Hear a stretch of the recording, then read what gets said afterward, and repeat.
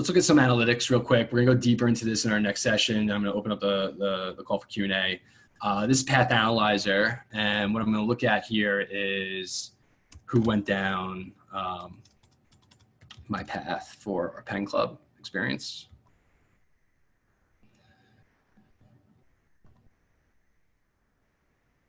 And so what it's showing me here is the different paths that people have taken. Now, Path Analyzer, some of it needs to be configured so that it makes sense, because you see things like register, thank you, update, filtering those out of the report, or either giving it more context so that someone who hasn't actually developed here knows what that means.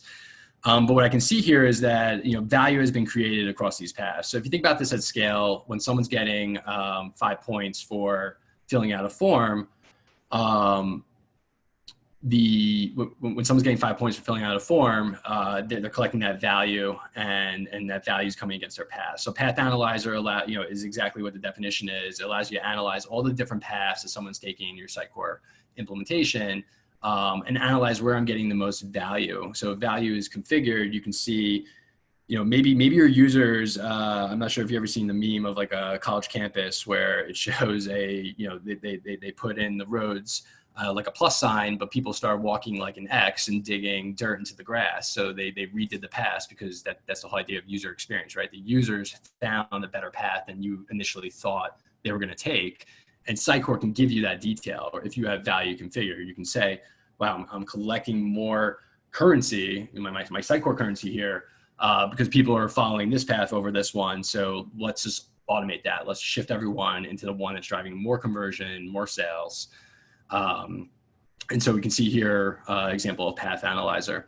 What becomes powerful also is, again, it's truly, you can personalize at the one-to-one level. So if I click on this path, for example, and I go to contacts, these are the 3 people recently that went through that path.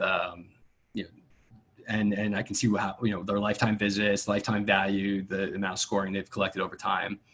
Another thing you can configure is a funnel. So I created a Pen Club funnel went to the homepage and then went through that form and landed on my style selector.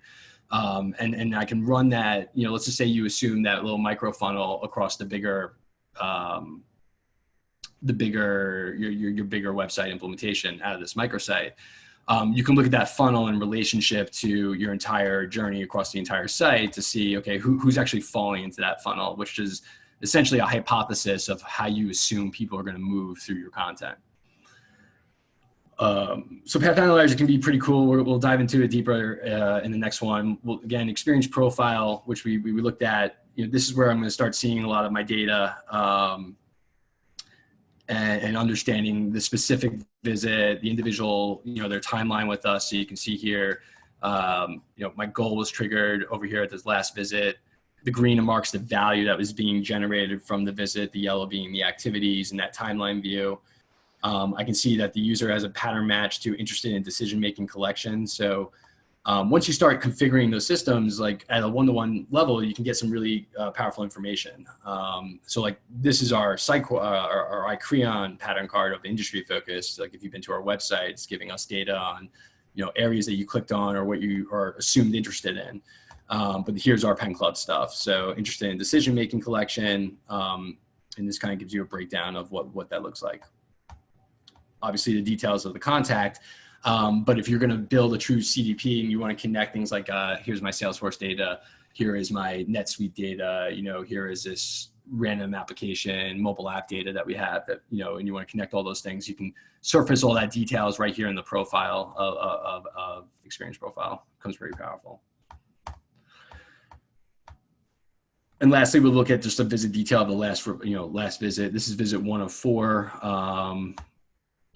I don't want to look at visit 104. I want to actually look at the latest visit, but he must have visited recently. But that can give you a breakdown of the entire journey that the individual took.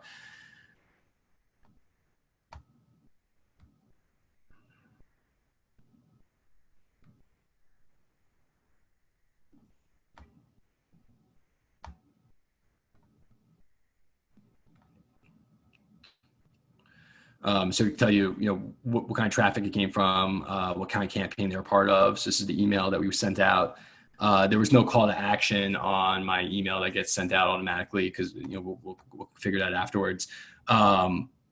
But if they came back to the landing page, it would continue that visit, as an email exchange, that interaction. What was the visit? What were the behaviors that was collected?